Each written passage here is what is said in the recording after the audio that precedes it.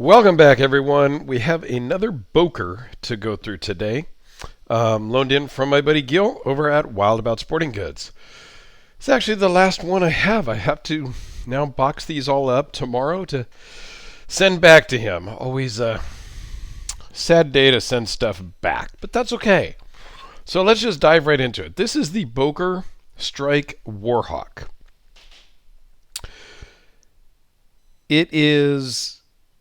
It's a cool knife. It's a little novelty-ish for me. And I did talk about this when I went over the... they have a Warhawk version of the Kalashnikov. So the Warhawk, fighting... It's a little much for me. I like it. It looks cool. And it is in reference to the P-40 Warhawk fighter plane from World War II. So there is a story behind it. But I would have just preferred it not be called a Warhawk and it just be a black blade, because this is on the opposing side as well.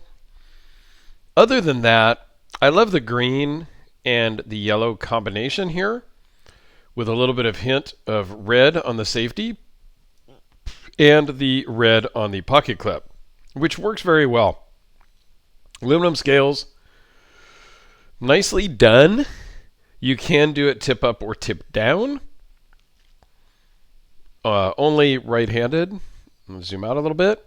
So some dimensions are, it's 4 5/8 closed, 7 7/8 overall, 3.31 blade length, D2 steel, as I mentioned.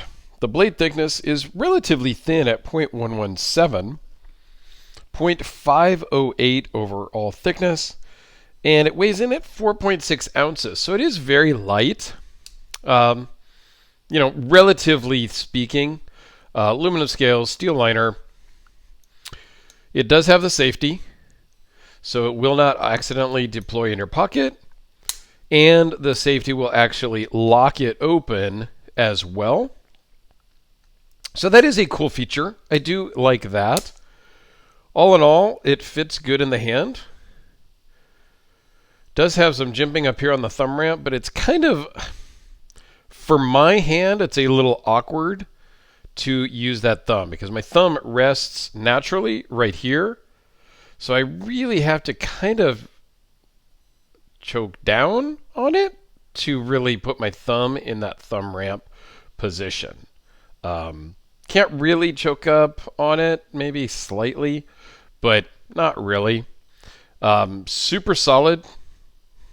Not much blade play at all. There's just a tiniest bit, which I could tighten the pivot a little bit and probably take care of that. Overall, though, it's a nice knife. I just don't necessarily personally love the look of the Warhawk on the blade. So let's do a couple of quick size comparisons. Here it is next to the Sharpie. The Spyderco Delica. The Holt Spectre, because it's here. So just slightly shorter than the Spectre.